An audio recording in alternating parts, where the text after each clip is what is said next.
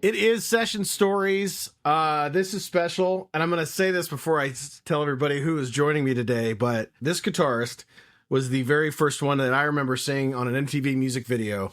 And I remember seeing this band and this guitar player, and I said, I want to do this rock and roll thing. This stuff is cool. I dig this. And it was... Don't Care About Nothing and Shout It Out. And those two videos, I mean, within a month apart, sitting down as a kid, and I was like, man, this is awesome. And I was hooked ever since. And as I told Mark Diglio of XYZ, I've stolen plenty from this guy too, though I can't play as well as him. But this is the Harry Cody, who I have, wanted to talk to since I picked up a guitar at 7 years old, and of Shotgun Messiah fame, of being a guitar god fame. So Harry, thank you so much for joining me. How are you? I'm good. Thank you, John. Thanks for having me. Yeah, absolutely. Let's start at the beginning. And if it's okay, if we, during this interview, like, can we nerd out about guitar stuff too? And not just history? I love it. Tell me, so you're originally from Sweden. Tell me, when did music, or how did music enter your life? What was the beginning for you? I grew up with my parents' record collection. They were, kids in the 50s. Then they got married in like 1960 and started having children. So all of the music I heard was, up until 1963, 64, something like that. So I grew up with Chuck Berry, Elvis, all of that stuff. And I really got into it in the very early 70s. So I missed out on all the 60s, the psychedelia, all that stuff. Oh, yeah, I didn't find out about that until much later. So I was a basic rock and roll kid. What was kind of that string for you of not just rock and roll, but like that first hint that we all kind of knew, oh, there's a hard rock thing happening here? Like, what were some of those? Well, it was Black Sabbath, I think. Yeah. Yeah. I drifted in from the 50s rock onto the Johnny Winters and the Rory Gallaghers and all of that stuff that was going on in the 70s. And then I drifted into harder and harder rock and Alice Cooper. Then it really, Sabbath was the thing that got me into metal. Now, were you always a guitar player, or did you play another instrument? Or I guess when was the instrument playing? When did that begin? We got an acoustic guitar when I was about 12. It could have been any instrument, really. I really wanted some kind of keyboard, but we lived on the third floor and, in an apartment, so a piano was out of the question. You just couldn't move it there. Guitar is very portable, very cool, so we got a guitar. I started playing on that, and it happenstance. I just found out early that I had a knack for it. When you first started playing, did you take lessons? Did you look to other players? How did you learn the instrument? Completely self-taught. Had a good ear. Wow. I've been singing all my life, so I could hit the notes and all of that stuff. So I figured out guitar pretty easy. And in fact, I didn't learn the names of the notes until I was already a local guitar hero. My brother and I would just say, let's do this song on the second fret or, on the fifth fret. And that was our language. And then I had to learn, that's F sharp, that's A, that kind of thing. Yeah. Yeah. So is this your older brother, younger brother? And did you guys play music together or kind of start along the same path? Yes, it was my older brother, and he got into bass. So we had a bunch of bands. We always had the trouble of finding a drummer, but there were a lot of three pieces, and we took turns singing. Yeah. And we basically played all the old rock and roll stuff, Good Golly Miss Molly, Keep a Knockin', all of that stuff, but kind of with cranked amps, sounded more like early AC/DC or something. Tell me about those first bands, I guess. When did you go, hey, I'm good enough to play with some people? I mean, I know your brother, obviously you guys were playing together, but what were kind of those first bands that you were a part of and joined in Sweden? Well, all of the early bands were me and my brother, and we just had different names. First, we were Bedlam, then we were Shin Kicker, and I had no idea how badly I sucked. I always had, I felt very good about my playing, so I had no problem getting in front of people and playing, doing my thing, so... You never had like stage fright, is what you're saying. That The was never. first time I played with a school band, we had kind of a rock band in school. I was in seventh grade. I skipped a grade, so I was sixth grade age. That would have been 12, maybe. I was 12. And the first time I went on stage, I was petrified. I was just mortified. I didn't know if I was about to pee my pants or if I already had. And I was kind of listening to hear if the audience was just laughing at me. And I would know at that point, oh no, it happened. Oh, it happened.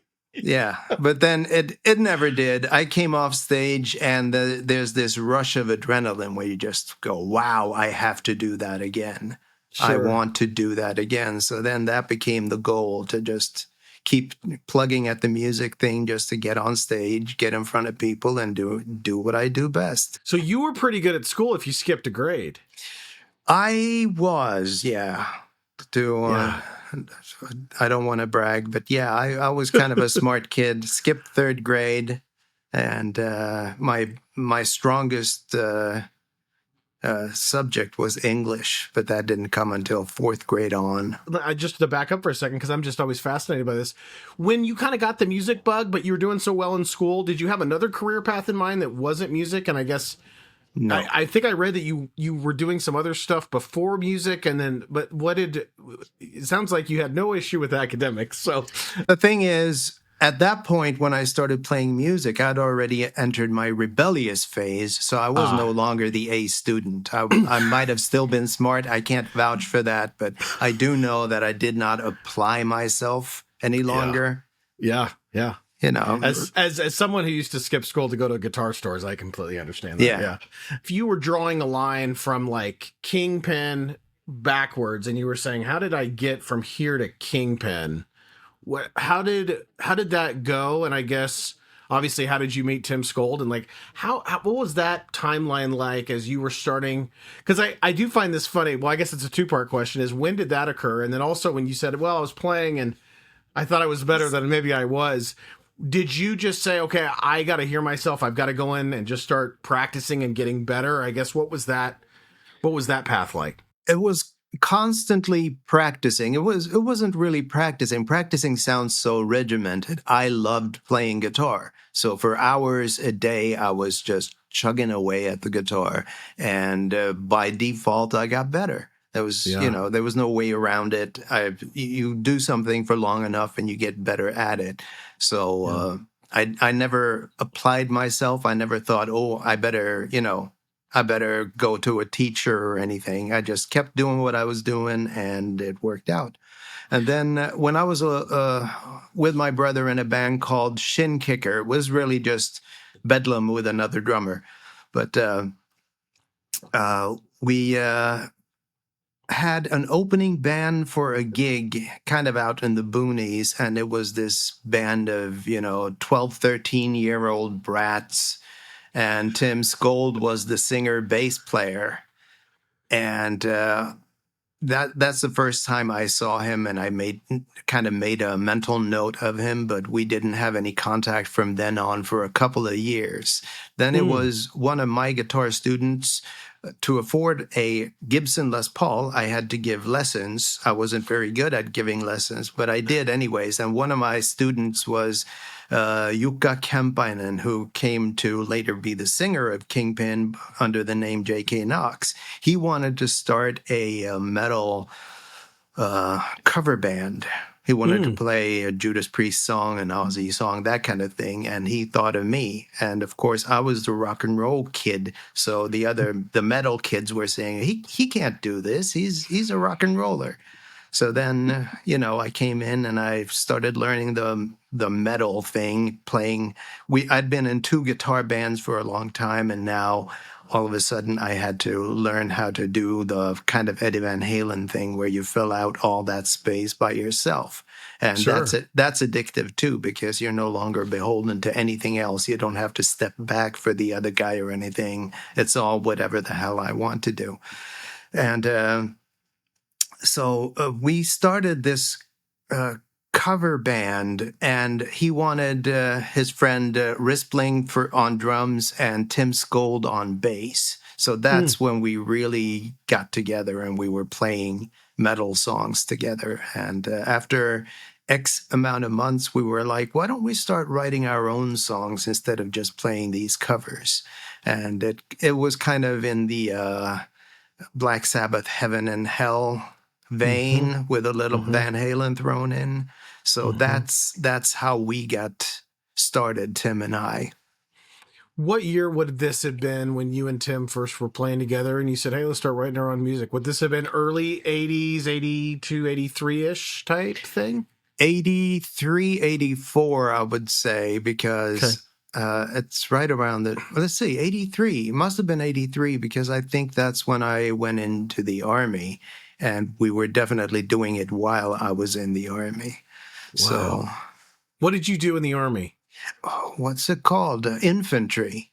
Oh, yeah. And I was a corporal, and then I got bumped up to the next step up, which I'm not sure how it translates to English. Might have been sergeant, might have been staff sergeant. I've seen different translations, but something along those lines. And I was not good at it. I did not really apply myself once again. And as soon as I was done with it, I thought to myself, I never want to do this again. But it was mandatory in Sweden. Yeah. I was going to ask, how did a rebellious rock guy handle military service? Oh, it was terrible. They wanted me to cut my hair, and I wasn't about to do that. So they tried to shame me by saying, well, you'll be wearing a hairnet, all through the year. And I said, well, I'd rather look like an idiot with a hairnet in here than look like an idiot with short hair out there. So hairnet it was. And worth it. Yeah, when we took our, you don't even call it a graduation photo, did you? But at the end of it, when we took the picture, I had blue hair under my beret. I had a blue beret and just a shock of blue hair. We got to find that photo. So you finish military service, then kind of what takes place from there? Is that kind of you? Now we're ramping up and writing our own music, and we're thinking bigger here, right? Yeah, I had a job at Volvo before I went into the Army, and it was still in place when I got out of the Army. And I knew I wanted to do more with the music, so I started to plan an instrumental that would showcase my various licks and stuff. So I started working on that, and it just kept dragging on, and it's like, I'm never going to get this done as long as I have a day job. So I quit my job at Volvo.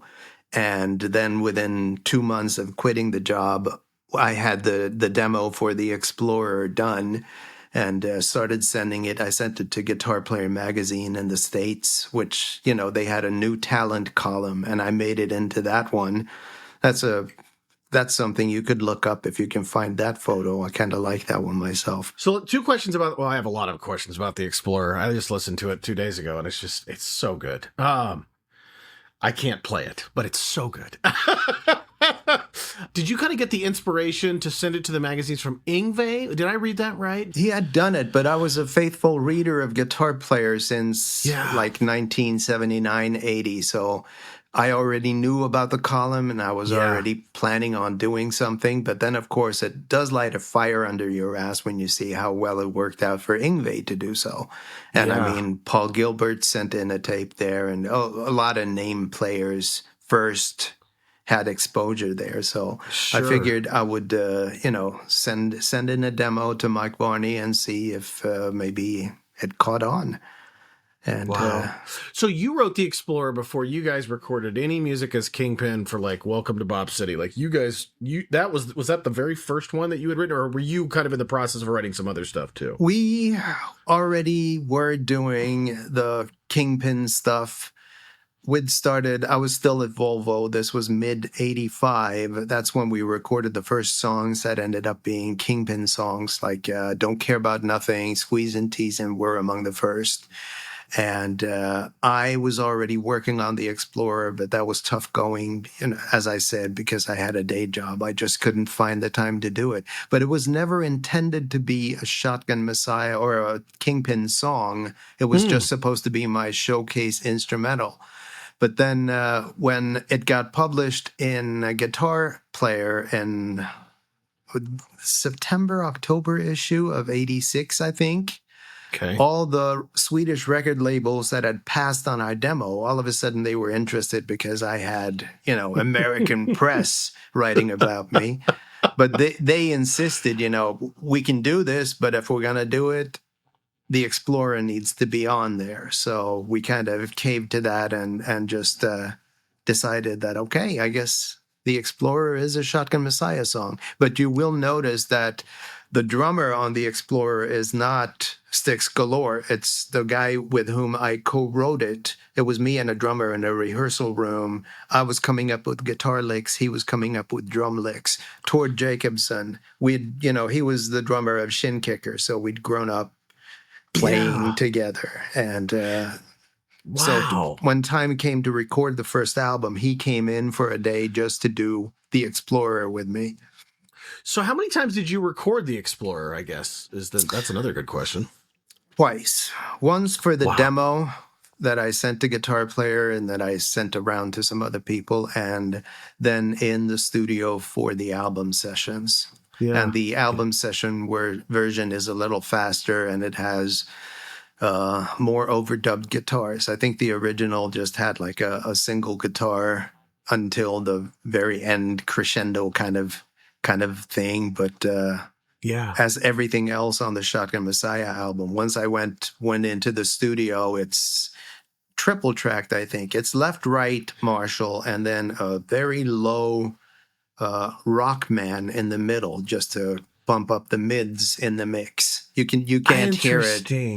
You can't hear it by itself, but if you take it out when you're, playing the Marshalls and then you take out the Rockman, you instantly hear the difference, like how the mid falls out. That's so interesting. It's talking to so many session players from the 80s, the Dan Huffs of the world, or listening to like Michael Landau and stuff like that, and then hearing their wet, dry, wet, stuff about having. It's so interesting because I had never thought about it in that way. I'd always think about it like, well, there's a dry signal, there's a wet signal. The wet signal may be a chorus and it may be pitch shift. And I knew about Rockman, but that's interesting in that dropping the Rockman for the mids bumps it, and then you can have the dry, kind of overdriven Marshall-y sound here, and then that it's the glue, like it glues it together like a pitch shift would, like 9 cents each side. So So you had, that's awesome. So that's really cool that you had your drummer you grew up with come in and play that for the album a second time. That's neat. Yeah, that is cool. Now you've got American press. So now you guys, it was Shout It Out went #1 in Sweden, correct? It did not. It's an internet rumor. Never happened. This is why I wanted to ask you these questions. Never happened. How high did it go? Or do you know how high it went? I wouldn't know because we were so completely uninterested in it. The focus was always, now I have to go back to the Explorer demo for a second here. Yeah.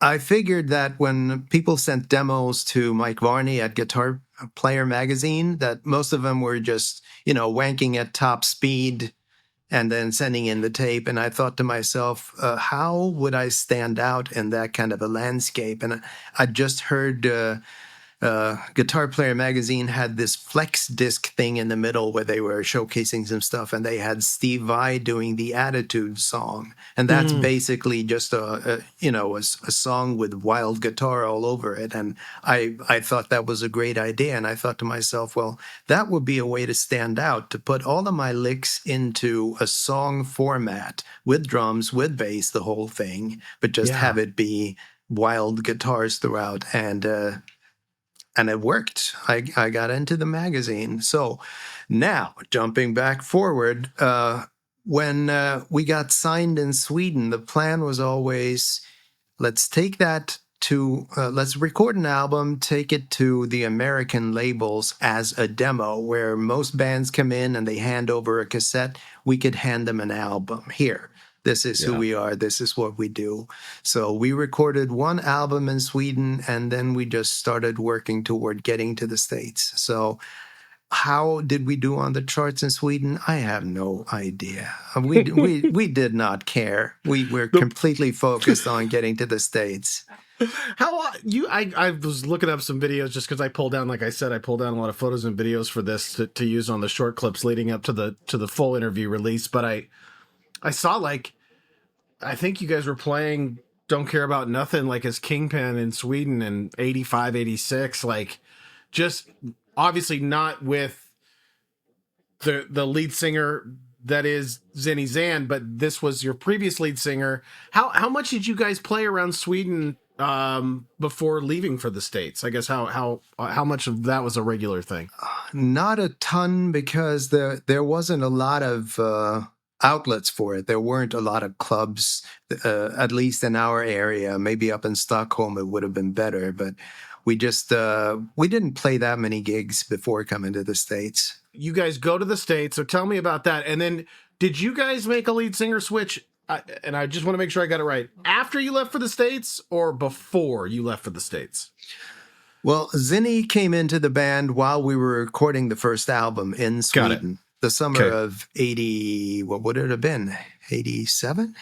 Yeah. Must have been, yeah, because I was in guitar player in 86. He wasn't like part of the remix thing that happened in L.A. It was more... Yes, he was. He was still in the band then, but that's when that's when he entered the band. We were in the studio, and the singer J.K. Knox, with whom I had, started the cover band, metal cover band thing. He got voice problems, so we realized we need a switch here. So we put on auditions in the studio. We had backgrounds recorded to the album, so we would just bring people down to the studio where we were. They'd come in and they'd sing, and we'd yay or nay them. And Zinny had the attitude, he had the look, so we were like, all right, this is our guy. Yeah. So he ended up finishing the album with us, and then we got signed to Relativity Records, brought to the States. And after our first tour, things weren't working out with Zinny, so we parted ways. So you arrive in L.A. Was it a culture shock arriving in Los Angeles? Yes, it was. It was like stepping into the movies. We'd seen, obviously, a lot of Hollywood films and stuff, so we get to Los Angeles and everything is ramped up to 10 compared to Sweden. There are constantly helicopters in the sky, like police choppers and stuff. And in our hometown of 36,000 people in Sweden, if there's a helicopter in the sky, something big's going down. But in Los Angeles, the world is Yep. But in Los Angeles, it's just part of the background noise. And the Swedish police sirens don't sound the same as American sirens. Of course, the American sirens sound just like they do in the movies. We lived in, what were they called? Oakwood Apartments up in Burbank, in the Burbank Hills. So there were crickets at night, and crickets don't sound like Swedish grasshoppers. They sound just like the crickets in Western movies. So it was very weird and cool. It's like, we stepped into a movie. This is the coolest thing ever. Talk about the Strip. It's funny. I interviewed Butch Walker. He had a band out there at the time called South Gang. Obviously, Mark Diglio and those guys at XYZ were out there at the same time. They were the house band at the Whiskey until, before they got signed. Did you guys have a lot of camaraderie with any other bands, or was it more kind of we record and go out on tour and we're out of here type thing, since you guys were kind of signed and brought over? Yeah, there was a bit of resentment because we didn't pay our dues on the Strip. We were signed when we got there, so we kind of sidestepped that whole initial struggle. And also the record company at the time, Relativity, they wanted us to retain some sort of mystique. In hindsight, it's a huge mistake, but they wanted us to be apart from the other bands. So we didn't hang with them, and it kind of sucks because there were a lot of connections that could have been made that were never made. Yeah, absolutely. I mean, it's funny. It's like I'm thinking to myself, there's so many people I could probably be like, do you guys know Harry? Meet Mark. You guys were there at the exact same time. You may have been blocks from each other. It's wild to think about that. You guys were kind of secluded. you know, to talk about the remix process, because the majority of that album was done because you guys really did want to present a finished album. Yeah. How much was remixed, or I guess talk to me about the remix process, both, you know, from an instrumental, from a guitar standpoint, and other instruments. Like what all went into that? We remixed all of it because there were, you know, the engineers in the States were laughing at the reverbs and what have you that were on the Swedish mix, the Swedish album that came out, and Relativity just wanted to bump that up a bit. So we remixed the entire thing. I did not re-record any guitars. I added additional resonator to the pre-solo section of Dirt Talk, but that was not because it needed it. It was because I'd never played a resonator before, and I could put the rental on the tab, so to speak. So, hey, I want to try a resonator. Let's bring it in. I'll record something on it, and that's that. We redid like a handful of vocal things, and that was about it. We re-triggered some drums, added sound effects. We brought in a keyboard player to add some mood to like the Explorer and stuff. But other than that, what you hear is about the same thing that was on the Swedish mix of it, just better sounding. Did it feel like you guys were on a little bit of a rocket ship? And I'm going to go backwards here in a minute, and you and I can talk about guitars because I want to talk about gear and all that good stuff. But you guys shot 2 music videos. It's every time I read the timeline, or at least what people have said, and that's why I'm sitting here talking to Harry so he can correct me if I'm wrong. But it seems like, bang, you guys get to the States. Bang, you guys remix the album. Bang, we shoot some music videos. We are on tour. Here we go. Like, did it feel that fast in terms of everything that was occurring once you guys kind of got there? No. Oh, John, wrong. Yes. It felt really slow for us. We were renting a house in Hollywood, just north of Santa Monica Boulevard and Fuller. So walking distance from Rock and Roll Denny's, from Sunset Guitar Center, all of that. So we were, sitting in that house with very little income, waiting for the Swedish record company to stop holding the album hostage. Oh. So months passed by with nothing happening. I didn't know that. They were holding it hostage. Well, yeah, they wanted a better deal. And we were telling Relativity, how about you just skip that album altogether? We'll go in and record a new one. And they said, no, we have to have this. So it stayed... it was kind of dead for the band for a bunch of months. All we could do was, hang on the strip and drink and see shows. And terrible, just awful. Oh, I'm so sorry you had to do that, Harry. Thank you. I appreciate that. Man, the drinking and the shows and Yes. the partying, and it sounds right.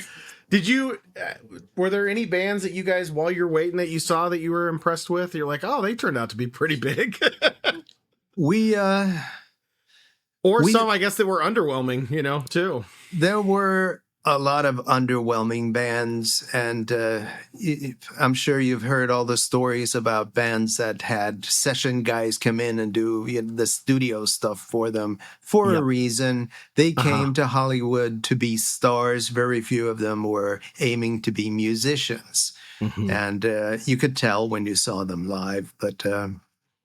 There were some great bands coming through too. Like I loved Kix already since the Midnight Dynamite album. So seeing them live was great. Same. And didn't see Guns N' Roses until they played a show for Rip at Downtown Scream. For those that know, you know what it was. And if you didn't, it was this huge hotel. I think it was a hotel.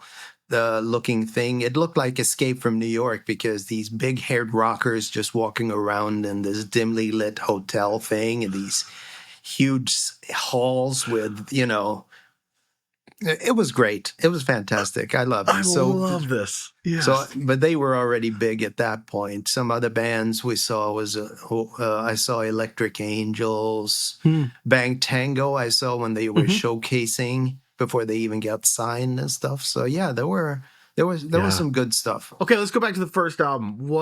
Let's talk about your guitars for a second. Well, I want to talk a lot about guitars, but the first album, what guitars were you recording with? And I guess my question is, in Sweden, had you built up a collection of guitars at that point, or were you like, now I've got two and this is what I play, and I've got a Les Paul and I've got a thing, and then I guess which one had I heard you had a Floyd on it that didn't even have fine tuners too. Yes, that was on a home-built Strat alike. I had a Mighty Might Strat neck, and then J.K. Knox and I had bought, chunks of mahogany and cut out a Strat shape out of it. And Cool. he ordered 3 Floyd Roses straight from the man himself. And they arrived, and of course they didn't have fine tuners yet or anything. This was very early on, and they had screws instead of the bushing the thing. Allen wrench, yeah. And that was kind of amazing. We just read about them in Guitar Player and thought, boy, that sounds like an awesome idea.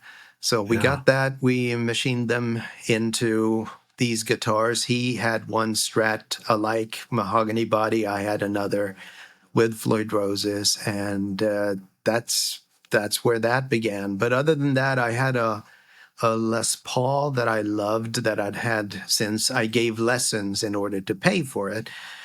So it was a Tobacco Sunburst standard.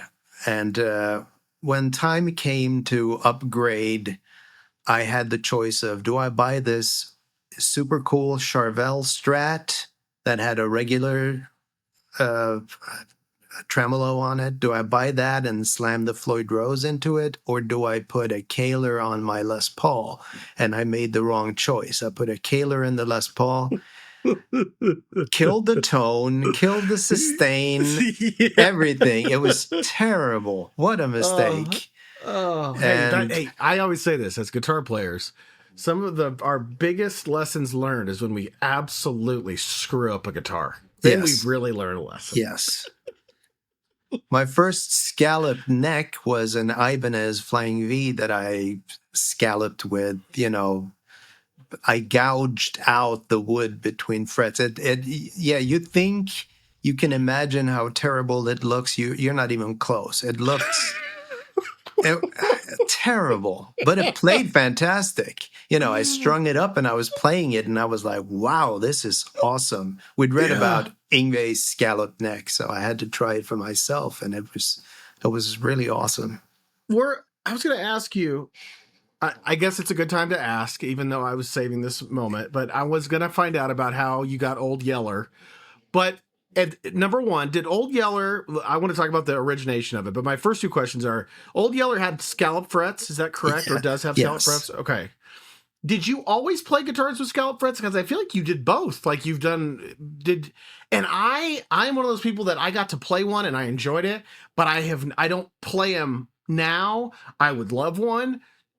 Some people have said, oh, it's tough to play one and then go to one that doesn't have one. And I've heard other people go, no, it's not. It's not that hard.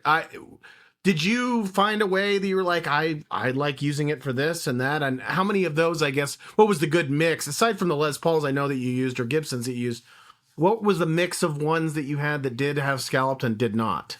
The Jackson, the Grover Jackson that I recorded the second album with, Second Coming, that one had scalloped frets. And Old Yeller had scalloped frets. The Yamaha RGX 1212 that I used for the first album also was scalloped. Yamaha came to me before we went into the studio, and they wanted to, offer me an endorsement type deal, Yamaha Sweden. So I got 2 of their RGX top of the lines, and I immediately took them to a luthier on their account, and had the neck shaved down, had the scallops, and I exchanged the tremolo, which would not stay in tune, for a Floyd Rose, which did. So first, and then I had a custom shop. I had a couple of custom shop Fenders for the third album that were also scalloped. So there have been scalloped guitars on each album that I've done. But the And then second there's and the third also have Les Pauls, and I do not scallop Gibsons. right, right. I was curious, yeah, how many were did and that brings me to my other question, which is your speaking of Floyd Roses, I mean, what you do with the trem bar is the most cool. Again, I'll say this again.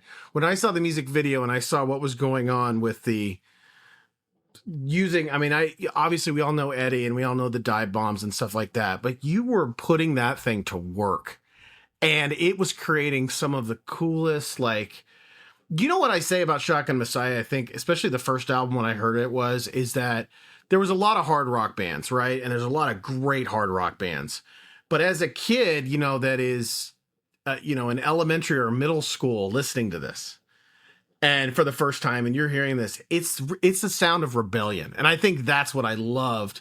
And that's why I love both those first two albums. And I also love the third, but I really love it was the time period of my life when I was learning how to play guitar, and whether it was Tim or Zinny, like it was just rebellion in those first two albums. Like as a kid, it's like, man, I want to be like these guys. And I think a humongous part of that, obviously there's so many components of it, and I don't want to take anything away from anybody else, but what you did with a trem bar and a Floyd, I was like, how do you make that sound? And oh, there's this, and oh man, like it's almost like you can do this and you can do this, and those are neat tricks that you could learn at the guitar store. And then I listened to Harry Cody use a Floyd, and I was like, holy shit, this is awesome.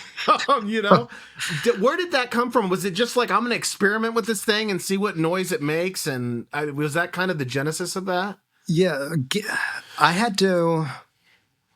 I was trying to get a regular Strat, non-locking Strat, to stay in tune for years before the Floyd Rose came along. And I had various methods to try to make it return to pitch, and it never did. But then when I got the Floyd Rose and it didn't go out of tune, yeah, there was a sense of exploration where you sit down and what can I get away with on this thing? And I was, pulling it out of its sockets and everything. So... Yeah. A lot of people have done similar things on the Whammy, but I would not say that they had the ideas simultaneous to me. I did not steal those ideas from them. It's something I learned just sitting down and beating the hell out of my guitar. There is no one and look, there's a lot of guys, I've to varying degrees, and I would say there's different styles too of guys that I've said, I love your trem work, and I love what you do with this. But there's no one that sounds like Harry Cody with a trem. It just doesn't. I've heard people try to do it. I've tried to do it. I covered your Red Hot solo, and I can't make it sound like that. And another sound that I love that you did, especially on the second album, and I'm bouncing around here, I hope that's okay. Sure. Was your use of a wah pedal, but keeping it toe down or at least close to toe down. And it felt that way when I was listening to Red Hot, because it's a very mid sound, and I was like trying to play it, and my stuff was almost filling the outside and in the bottom, and I was like, well, I got to plug my wah back in to get this kind of sound. Where did that come from? Like the thought to go. Because to me, that's a very Harry Cody sound. It was like the way that your gain was, the way that the guitar was, and that sound on not every solo, but just certain ones. It was like, that's Harry Cody. Like I could listen to that. I knew that was you. Was that more experimentation to come up with that? That just came from years of experience where I had found that using a wah in that manner, sort of like a tone filter, adds creaminess to the tone. It makes you sound faster, really. I mean, it adds smoothness to it, to the lines and everything. And I really wanted that because on the first album, that's more of a regular, just overdriven Marshall. It's the same sound, rhythm, and solo.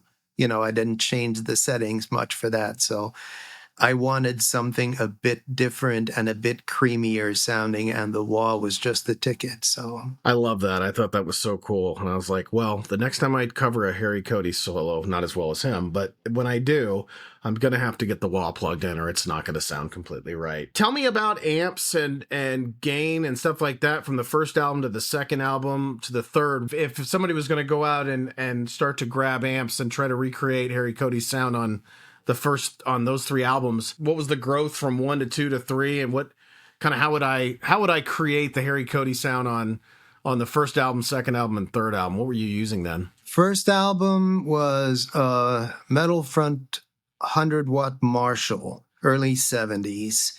Okay.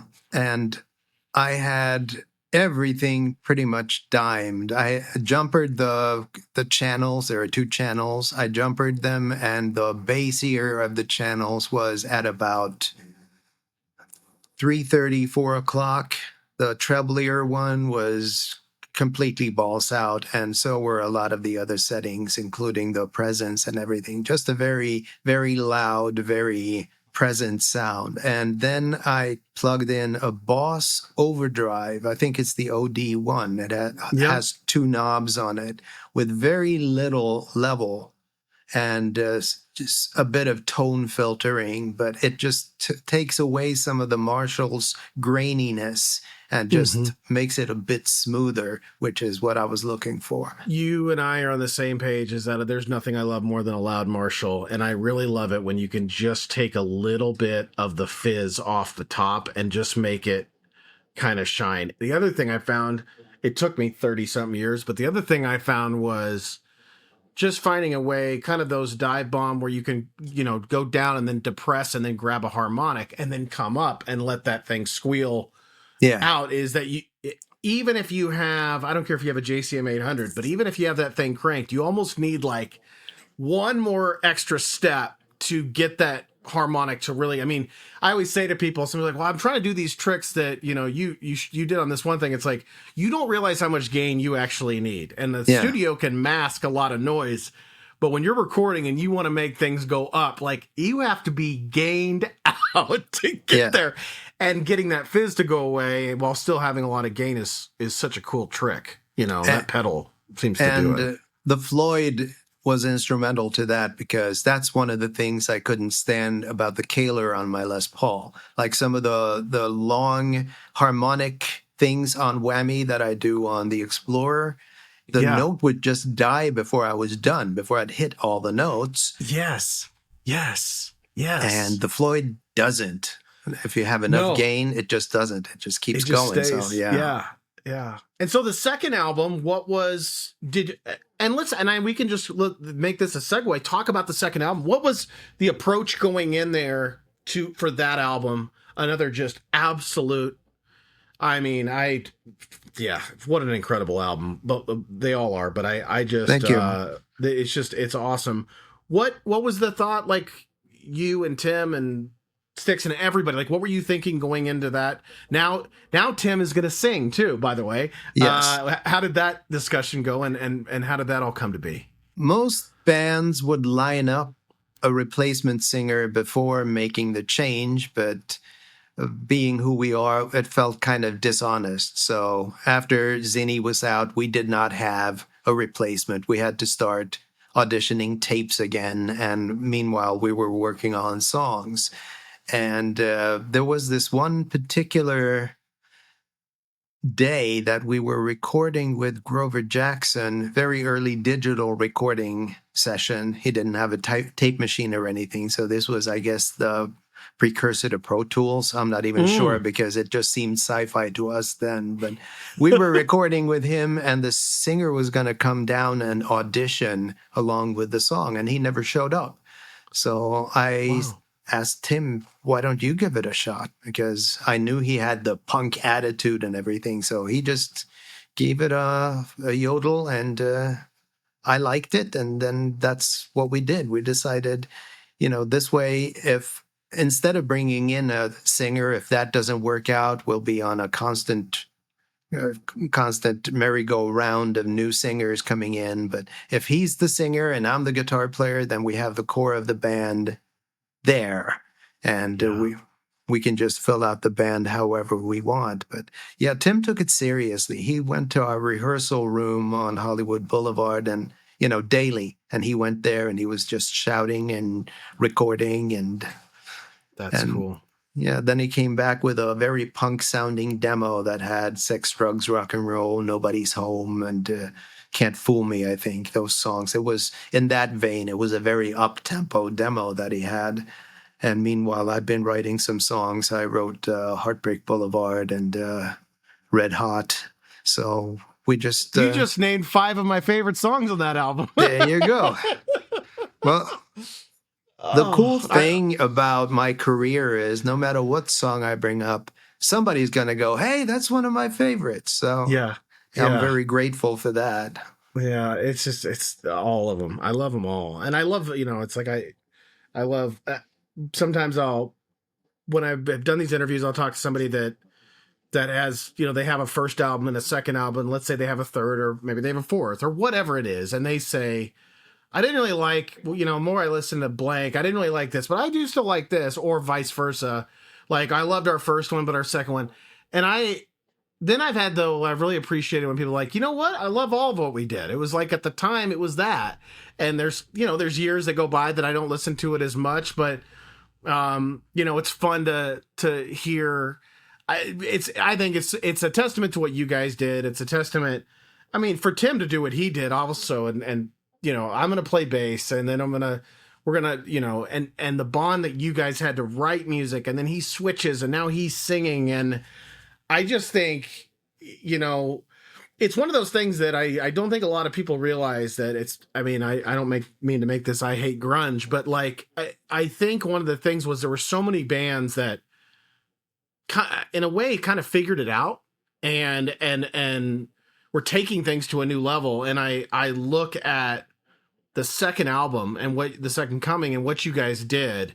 And I was like, this is what I think a lot of bands were trying to get to. You look at Skid Row and Slave to the Grind and like, their first album. A lot of bands in 87, 88, 89, 90, 91, 92. You look at XYZ's Hungry album. Like, even though it felt like it was on a tail end and some record company was going to walk in and go, we're not doing this anymore. It was like, no, don't stop it right now. They are just now. The locomotive has full. But what I love about it is all of us that were right at a certain age where it's like, we're almost too young to go get into grunge. We were still trying to figure out the 1970s and 80s and Eddie Van Halen and Vito Bratta and Warren D. Martini, Harry Cody, Mark Diglio, all these guys. It's like, well, I don't have time to figure out who Nirvana is. I'm still trying to learn that solo on, Nobody's Home. Like, it's like, yeah. So that was kind of me. And it was, I just don't think you guys get enough credit. But what I think is neat is seeing all the YouTube comments. And, as many as you get, I've had people pounding on my Instagram going, when are you going to talk to Harry Cody? When are you going to talk to Harry Cody? And I'm like, trust me, if I could get one of my greatest guitar heroes, I will. And I'll work on it. But it's like, I think what you guys did that may not seem obvious to everybody else is you guys inspired a whole generation of not just guitar players, not just drummers, not just singers, but like creators and what you guys did. And I was going to bring this up to you. This is a bit of a segue. Sorry to bounce around again, but I think I sent this to you on Instagram.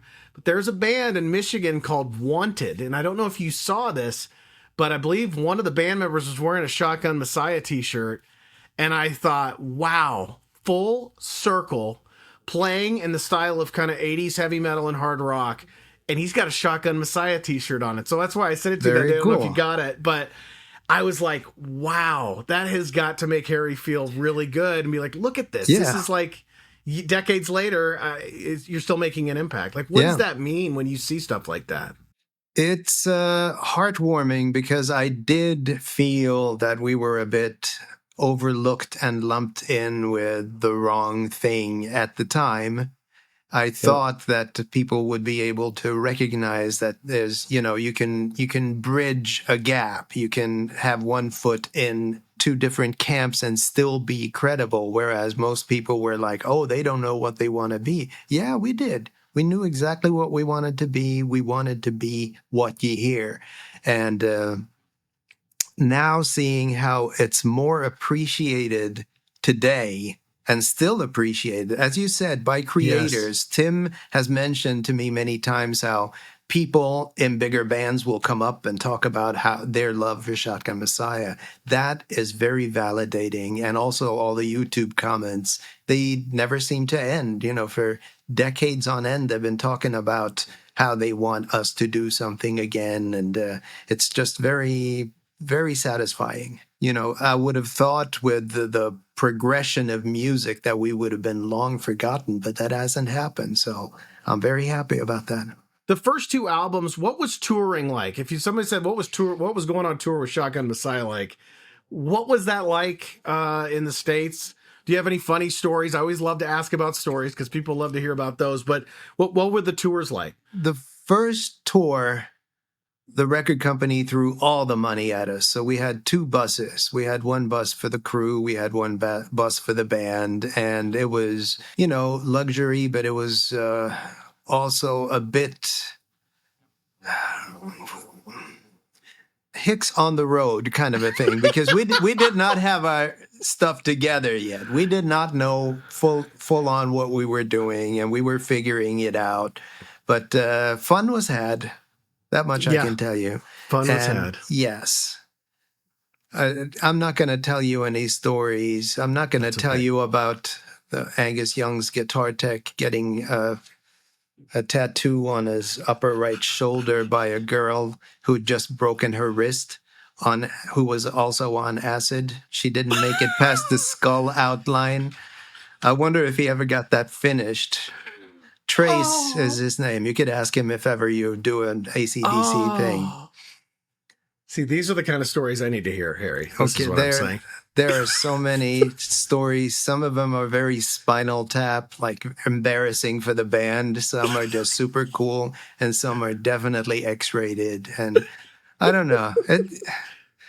Whatever you're comfortable with. That's a good thing about the internet is I don't have to rate this like on television. It's not like this is PG-13. Yeah.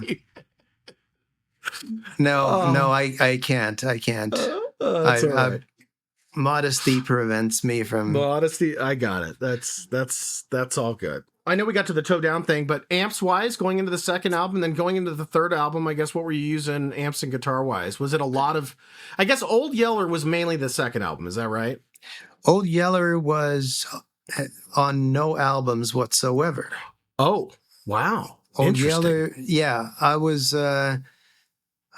approached by Ibanez. They had a connection with Relativity because Joe Satriani was on Relativity. So that's how we hooked up. And they wanted to build me a guitar, and they sent me a gem just, to fool around with. And I liked it so much, I said, well, I can't really improve upon this one. If you could just scale down the body a bit and, scallop the fingerboard and maybe make the pick guard go up above, onto the top cutout, and slap a hammer and sickle on it. Why don't you?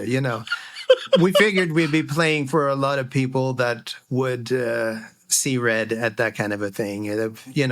Annoying the rednecks has been a sport of ours since back in Sweden. We have our own brand of rednecks there, and looking the way we did, it was dangerous to your health. Already back in Sweden. So I was being deliberately provocative and just slapped it on there. Now I wish I hadn't, because the world has changed since then. But I was going to ask you, did the hammer and sickle inlay, did you add that later, or was that there? That was the same time? Ibanez. Yeah. They put it on at my request, and there are hammer and sickle inlays along the scalloped fingerboard too. So try to find a gem like Harry Cody's. You won't, because there's only one of those. Yeah, that is true. So that was only a guitar you played live. That was not a guitar you played on any album. Yes, because then I had trouble getting them to finish my things. They were falling behind a bit because they were busy doing the Steve Vai 7 strings. And of course, I was young and cocky, so I was like, well, screw you guys, I'm going to Jackson. So I did. And from then on, I was playing Jackson. So for the first tour, I was playing mainly Jackson guitars. And then Grover Jackson got booted out of his own company. Mm-hmm. And me being a young, rebellious rock and roll guy, I said, well, screw you guys. I'm in solidarity with Grover. I'm stepping away from this. I'm going to Gibson. So I went to Gibson. They gave me a few Les Pauls, and that's what I was playing for the Second Coming tour and on the album, and from then on. Yeah. Did you use any Floyd stuff on the Second Coming album, or was it all Gibson? Okay, yeah.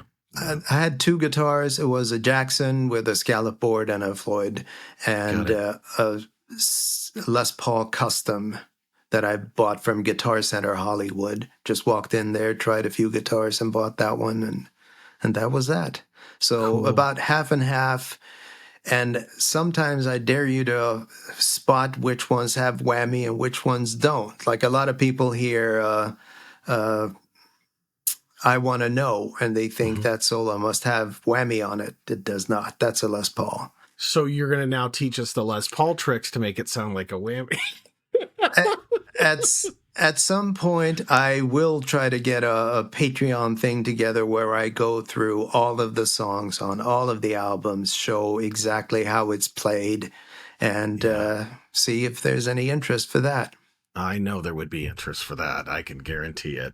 Me being number one, I'd be your first subscriber. I was wondering, when you guys did the third album, obviously it was just you and Tim. What was that going into that album like? I guess what was the whole change up, and why did it change, and what were you guys thinking about going into that, and what was the relationship like with the record label? We came off the second album tour and did not have a lot of money. Of course, I was married at that point. Tim was in a relationship, so we weren't facing homelessness. But the drummer and the bass player, their situation was a bit more tenuous. So we went back to the label, tried to get just basic survival money, and they were not very receptive. I think they sensed the end of metal of that ilk, and they were starting to drift into gangster rap. I don't know how that paid off for them, but they were going in that direction anyway, so we were no longer on our honeymoon period with the label. And so we were gearing up to do a third album in the same vein as Second Coming, the songs and everything. We demoed some of them more in a regular band setting, and then just a day before we went into the studio to record some additional demos, both Styx and Bobby Lycon, the bass player, said, nope, we're out, this is it. So Tim and I just had to scramble. We went into the studio and started figuring out how to do the drum programming. Tim had been programming on a keyboard with a cheesy little sampler on it already for the Second Coming demo. So we weren't completely new to that realm, but we had to kind of sit down and figure out what do we want to do. And we just figured, well, why do we even try to put together a band? We have all this technology now. We know how to work it. Why don't we just take the reins off entirely and make a wild, wild studio creation album, in the same spirit as some of the stuff that the Beatles ended up doing from Revolver on, where you use the studio as an instrument, where it's not just recording a performance. You are actually there. It's part of the performance. I thought about it today. I was like, when I talked to Harry, I got to tell him that album just hits you in the face. You know what I mean? Like you hit play and there is no warm up. You're just like, boom, right in the face. Tim was obviously listening to a lot of like electronic stuff and that was a part of it. But what I loved is it was a mix of that, but then also like your guitar solos were still like absolutely kick-ass, which brings me to my next question. Where did you start using copper picks? And was that a big thing of figuring out some cool sounds that you could make and all that good stuff? Yes, that happened back in Sweden already. I used to use these...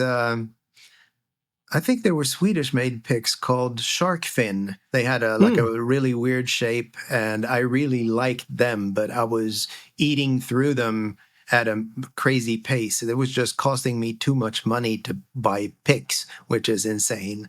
So this music store in our hometown got some copper picks in, and I tried one, and I was like, okay, this is interesting. I think I'd rather try this because they last a whole lot longer. It takes a whole lot longer to wear through one.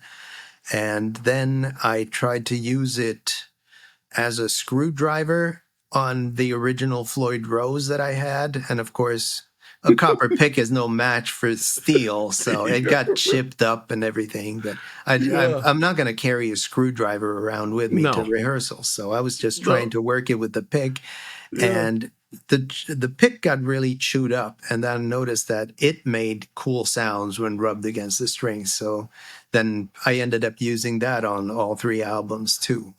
Was that part of the Heartbreak Blvd?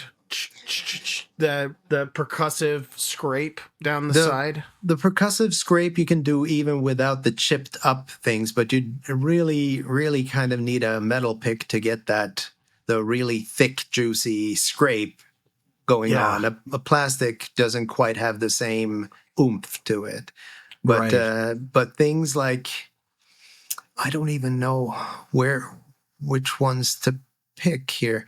Right before the end lick of the Explorer, there's this bloop sound, and that's me pulling the ridges of the pick down the strings. So that kind of noises. And cool.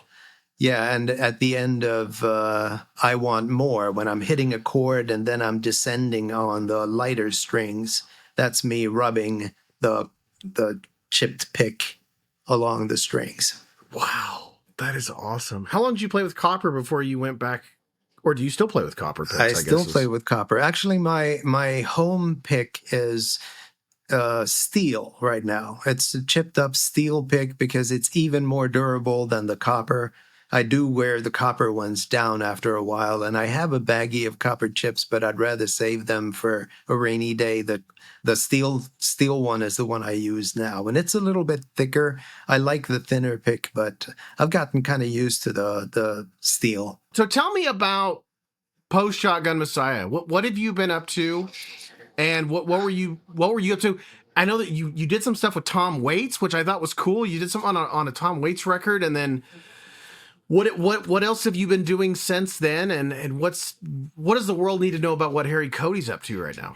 First, after Shotgun Messiah, I went to Florida and I tried to start up a band with Matt Kramer, who was the singer of Saigon Kick. He just left the band, and we tried that, but it was not gelling. Spent the most time a better part of a year trying to get that going, but did not happen. So then I started to record my own stuff with a Mac-based DAW, and I started making demos.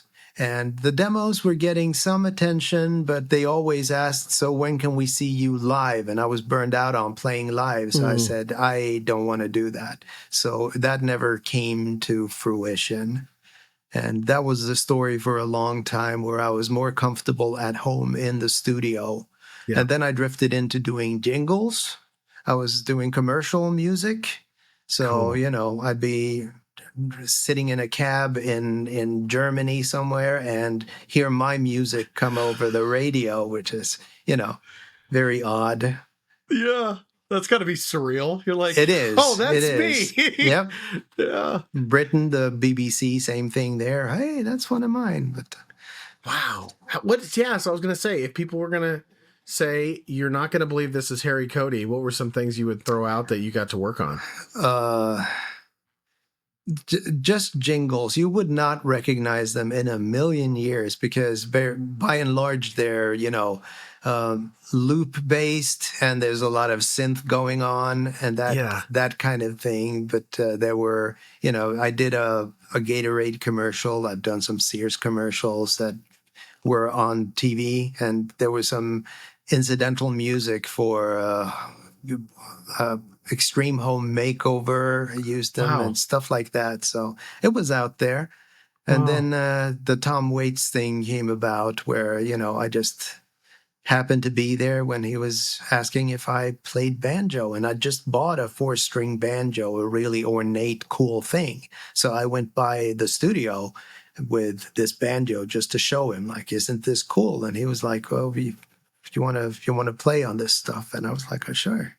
So Wow. that's me That is doing neat. banjo on a couple of songs on Real Gone, and then on one song on Orphans, the follow-up kind of scattershot, uh, different bits and pieces album that he had. And the song I was playing on was in the Roberto Benigni movie, The Tiger and the Snow, I think it was called. Mm, mm. He has this beautiful ballad, You Can Never Hold Back Spring, and I played banjo on that. So Wow. That is cool. yeah. That is really cool.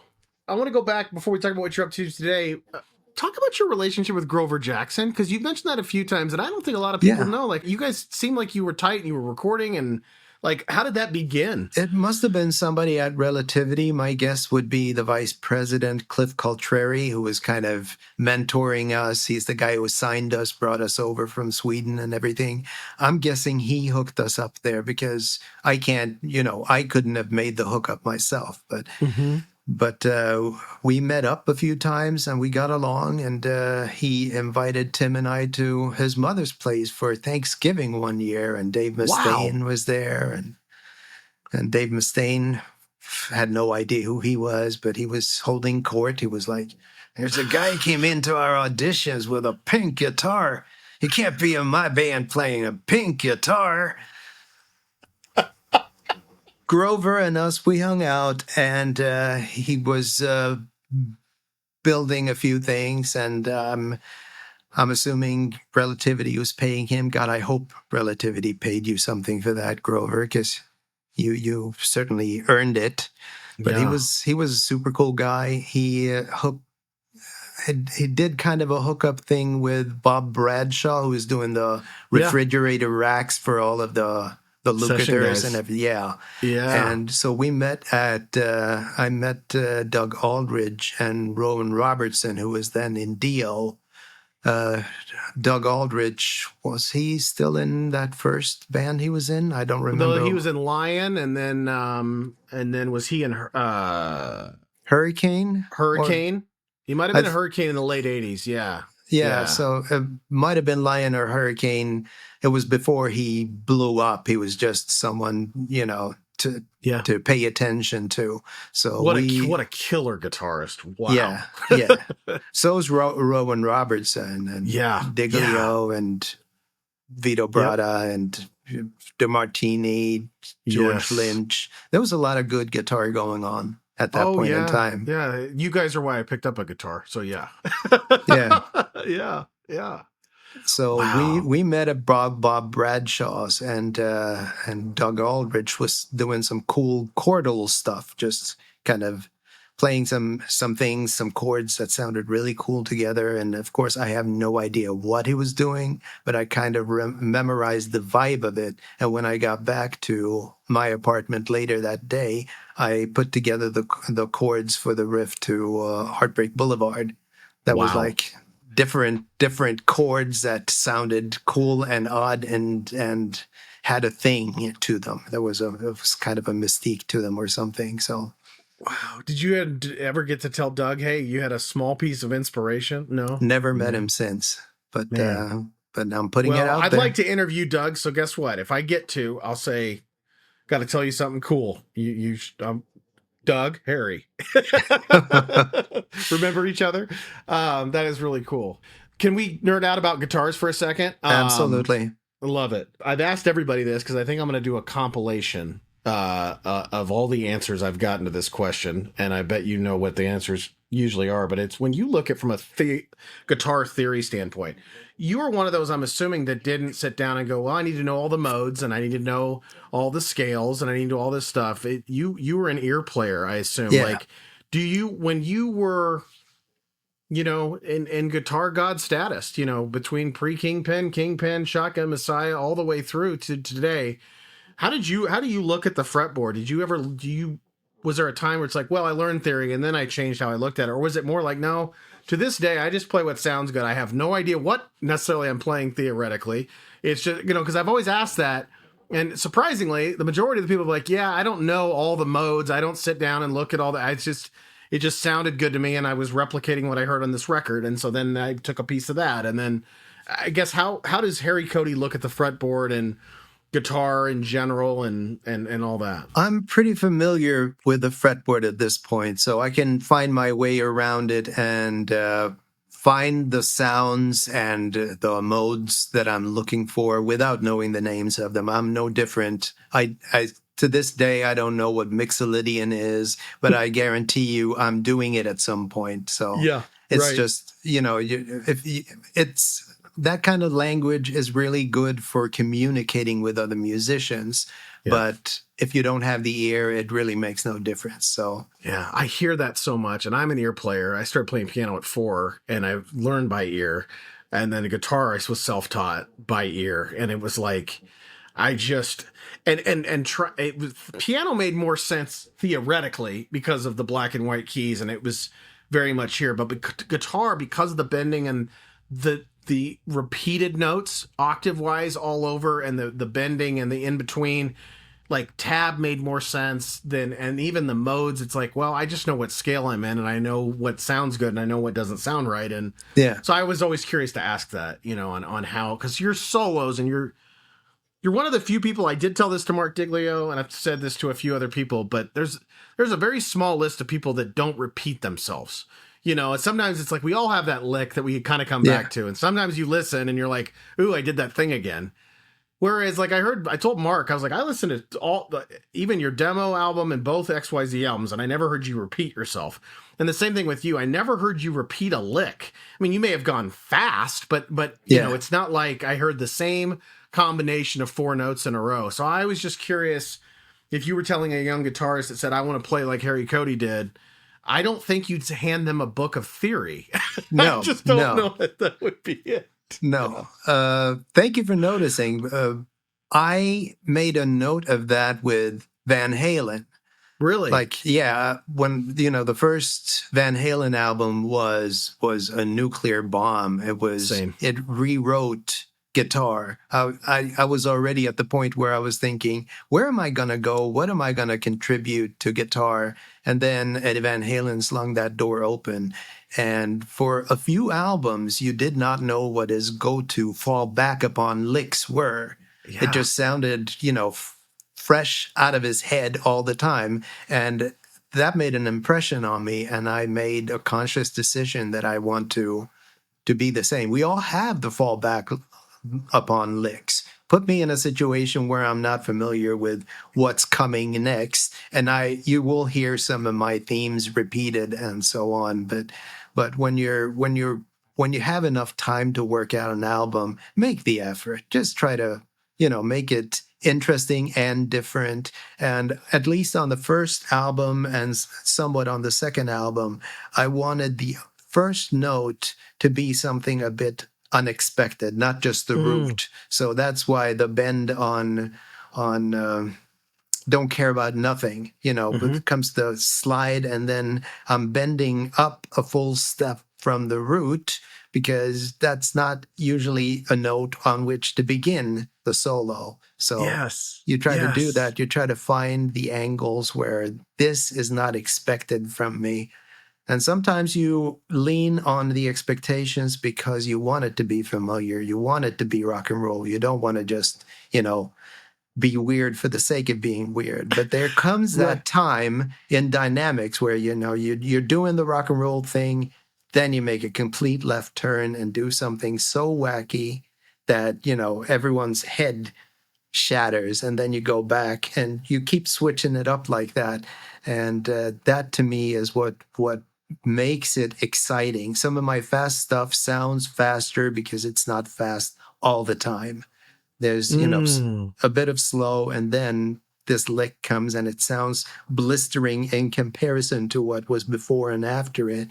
But, if I'd just been blazing throughout, it wouldn't have the same impact. That's funny. Tim Pierce says that a lot about guitar players. He said, if you go fast and then go slow, it gives your hand a chance to rest. But more importantly, the audience, they don't know what to expect because they don't know, oh, well, he was slow and now it's fast and everything sounds more like you said. And that's a really great way to put it. Sounds faster than it is because it wasn't fast the whole time. Like that's another free tip here. If you're ever, cutting heads with another guitar player and they play super fast, play slow. Don't try to match him on his own turf. Try do something other than what he's doing, and you can be quirky in your choice of notes, but listening to two people just burning is not my idea of fun. So when you were working on stuff and you were coming up as a guitar player, did you do exercises or were you figuring out where certain notes were, like neoclassical, and I'm going to play this, and then I know that if I tap here, I'll work on this tapping for a while. It's like, how did you develop that skill? You just keep doing it until you know how to do it right. It's not, it's very similar to exercise, but it really just comes from a desire to be able to pull it off. Yeah. I would figure, a cool lick out, and then I would keep doing it until I had it down pat.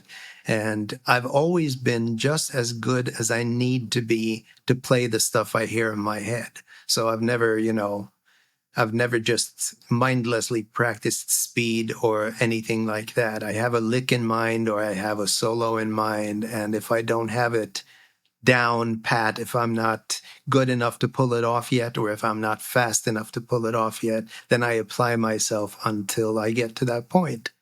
Yeah. So I'm very lazy and disorganized in that way, I guess. I love that though, but you want to be able to play as well enough to play what's in your head. Yeah. Of all the guitars that you got along the way, is Old Yeller the one you still have, or do you have others that you had on the Shotgun Messiah records? Back in Sweden, I have one of the Yamahas that I recorded the first album on. It's just sitting in my dad's spare bedroom, I think. I don't think it's, other than that, I've sold pretty much everything, and I've regretted every sale I've ever made, like every guitar freak, yeah.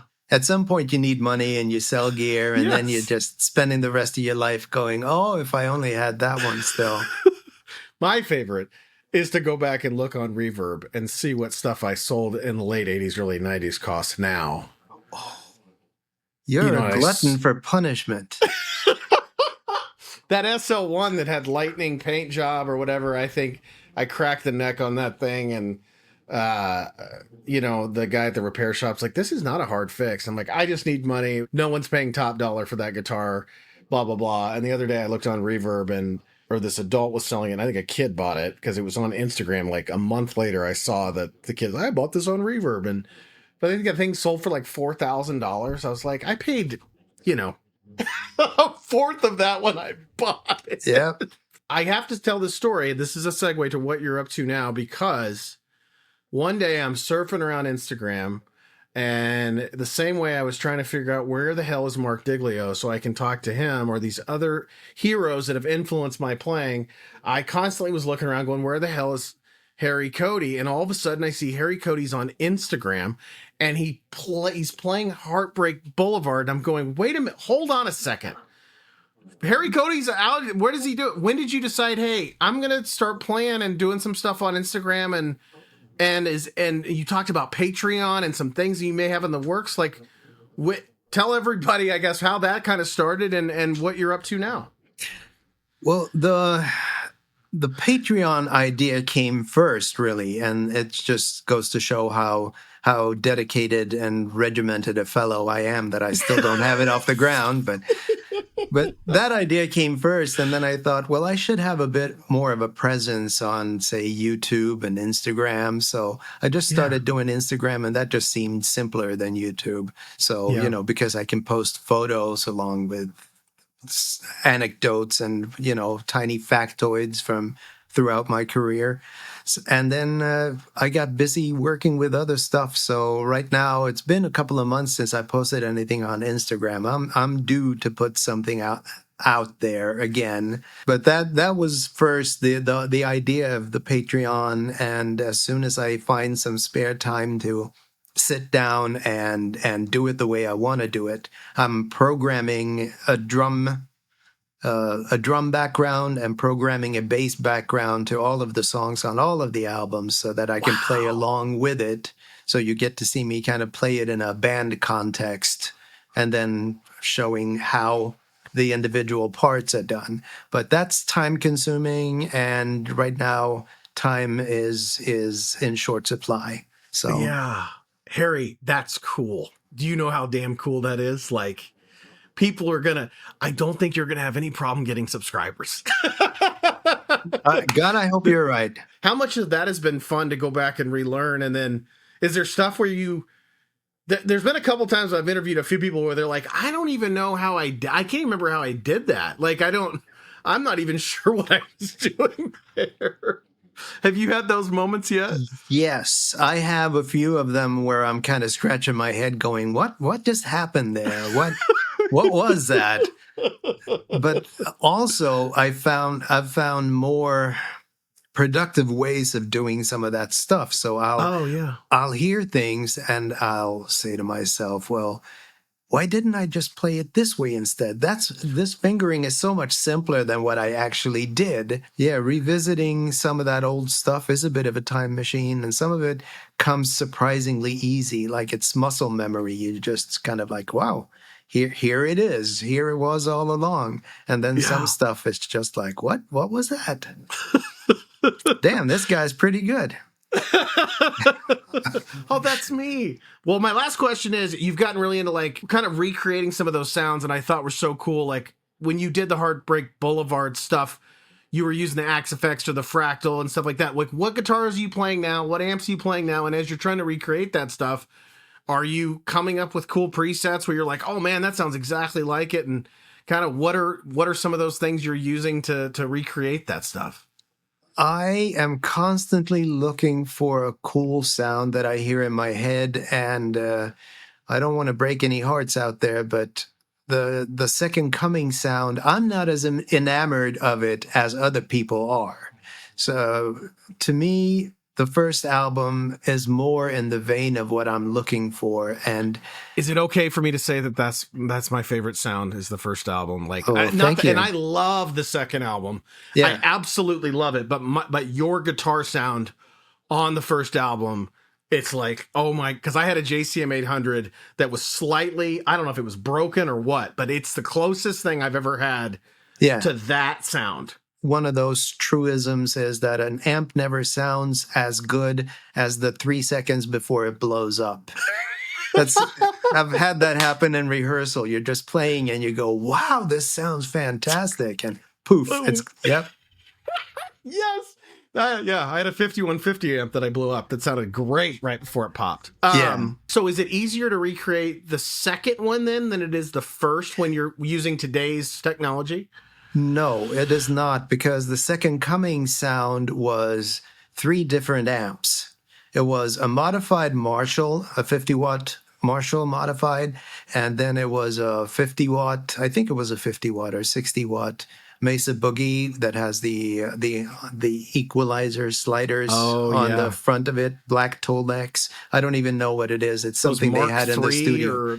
Mark 3 or 4, something along those lines. So it was Marshall, that one, and a third one that for the life of me I cannot remember. It was also something that Pat Regan had in his studio that he plugged in. He's as much an architect of that sound as anyone, because he was the one doing all the physical plugging and leveling out which one is louder than which. So I don't know if there's more boogie in the sound than there's Marshall, but it does have a boogie flavor to it. The rhythm guitar sound. The mixer was a separate guy. I want to say Paul Lanny. Was that his name? He was. We were still recording. We were still recording in one studio and sending the masters over to a studio where he was doing the final mixes on it. And so I don't know what changes he made to those guitar tracks, but the Second Coming sound is more an amalgam of all the people involved in that chain than it was, that more so than it was my sound per se. Sure. And whereas the first album, remind me again, those amps, that was a 100-watt Marshall half stack with a Boss overdrive, and that was totally the same sound that I used in rehearsals and everything. And I don't know if the sound I have now is close to that, but it's something I'm very happy with, and it's one of Fractal's own FAS high gain amps. And I've made some changes to it, and tried to make it my own. But that's the base from which I've operated. And I also have a second sound that's a bit noisier, a bit more distorted on their 100-watt Plexi amp. So those are the ones I use the most. I see that Jackson in the background. Is that your main guitar right now? No, it is not. The one I have plugged into the Fractal at all times is Old Yeller. Old Yeller, yes. I love it. That guitar has so much history, and we've uncovered today that it wasn't on any of the albums. Yes. I didn't care for it all that much to begin with. When I first got it, I wasn't nuts about it. And it wasn't until in the early 2000s that I picked it up again, and I thought, well, I should really give this one a go. And all I had to do was adjust the height of the pickups and everything, and it just came to life, and it's a fantastic guitar. Don't Care About Nothing video. There's a Red Randy Rose. Yes. I just called Grover up and said, I'd really like a Red Rhodes for this video. And he sent a guy over with it. So the guy shows up at the video location, opens the case. There's this Red Randy Rhodes. And then, as soon as we're done, he puts it back in the case because it's shipping to Japan. It had already been sold. So, wow. I wonder who got that. They would now know that they have the guitar from that video. Yes. I have no idea. Same thing. Heartbreak Blvd video. Those are single coil guitars. The Gibson Les Paul Jr. and a Les Paul Special for parts of the solo. Never played those in the studio and never played those. I think I had the Special as a backup on the beginning of the Second Coming tour, but it was just not right sounding. So I ended up bringing another humbucker Les Paul instead. But yeah, if you see that video and think to yourself, boy, he really makes that Junior sound bitchin' or what have you. Never did. Do you have a favorite solo of all of the ones you've done? Comes and goes with my mood, but for sheer melodicness, it's got to be Ride the Storm. I think I kind of... I forced that song onto the Second Coming album just so I could have that solo, immortalized. I wanted it down somewhere. We'd done a demo of that one back in '85, so that song had just been sitting there, and I wanted to record that solo for posterity. So I just kind of, shoehorned Tim into singing it, and that was that. Turned out great. I'm happy with it and everything. And some people's favorite song, which is fine. But I really just needed that solo to be recorded. Does Harry have a favorite guitar from even one you don't have anymore? But is there a favorite guitar that either it's one you're like, God, I wish I had that one back, or it's something like Old Yeller, or one of these that just, is you do have and it carries a lot of symbolic weight, or it just was the best playing guitar maybe you've ever had? The one I wish I still had was a 59 Les Paul Sunburst. I had to sell that one. It's a long, ugly story, but wish I still had that one. I would give up a limb or two. Well, not my arms, obviously, but with the feet. We'll do the feet or the legs, and that's fine. I can still play. You can have a foot, no problem, if I could have that guitar back. And other than that, I had some really cool ones. I had a 1981 Dean ML that I really liked.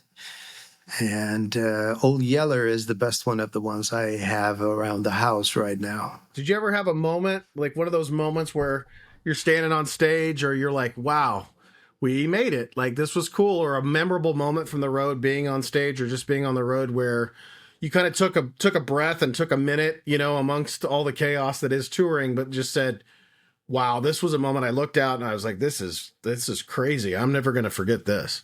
There have been plenty of those. People moshing to every damn thing we did except the ballads in Houston and in Tampa. Those were insane. We had we had one gig in a club in Champaign, Illinois that was just too hot for words. Like, it was sweating buckets, but it was just, the audience was crazy. We were hopped up. That was great. So there have been a few of those experiences. I'm the most alive when I'm on stage. Other than that, touring can be kind of a drag, kind of, you know. Yeah. It's not fun and games 24/7, but being on stage, especially with 4/4/12 cabinets in your back, just moving the air, that's living. Yeah, that is living. Okay, I lied. One more question. Sure. Because I think everybody would kill me if I didn't ask this. Is there a chance that you and Tim could record some new Shotgun Messiah material? Or, and I know you said you don't want to tour again, so I don't think you're going to tell me that there's going to be a reunion tour anytime soon, unless you tell me I'm wrong. But have any of those topics been, you know, brought up? Yes, multiple times over the years, and I've come around on the touring part. If things were to come together today, I would gladly go out and tour. I think the public response over the years, the fact that it doesn't wane, the fact that people are saying such things, makes me want to do it. Yeah. So Tim and I have actually been recording most of an album. We have pretty much an entire Shotgun Messiah album in the can, and we'd both be willing to do it, but then there's a whole lot of infrastructure that's not in place to make that happen yet. So we'll have to see what happens, but if it doesn't happen, it's not because Tim and I didn't want it to. We've had the talks. We talk regularly. And I've also been recording songs with Zinny J, the singer from the first album. He contacted me and said, would you be interested in doing something? And after a couple of decades of me wanting to punch him in the nose if I ever met him again, I thought to myself, that's just counterproductive. Why don't we, put differences aside and see what there is? So we've been recording songs too, and it's been a lot of fun. So we'll see what happens with either of those two projects. But I'm as evidenced, I'm trying to make something happen to maybe get myself out there again. Well, I think you'll be, I don't know, surprised is a word, but I mean, I would say brace yourself, because when I put this out there, I think you're going to hear a whole host of people that are going to be so excited just to, whether you're touring and they can get you live, which they all want, even if they can't, if they could just get new music. I know that, wow, you see people coming out of the woodwork. And to my further point, like, you got people in these bands like Wanted wearing Shotgun Messiah t-shirts. You've got a whole host of fans out there. I just think you're going to be blown away, even more so maybe than you already are, when you hear, when I put this out there, or that people get word that there is at least a sliver of a chance of new music and or a tour. I just think people are going to, because you've influenced so many of us over so many generations. So from your mouth to God's ears. That's all right. Harry, I got probably a billion more questions, but I've kept you an hour longer than I told you I would have, and I apologize for that. But I just wanted to say thank you so much. This has been a bucket list moment for me to talk with you, and thank you for continuing to inspire me multiple decades later. You do every day. I'll listen to something and go, ooh, I'm going to try that. So thank you, John. Yeah, you bet. This was fun.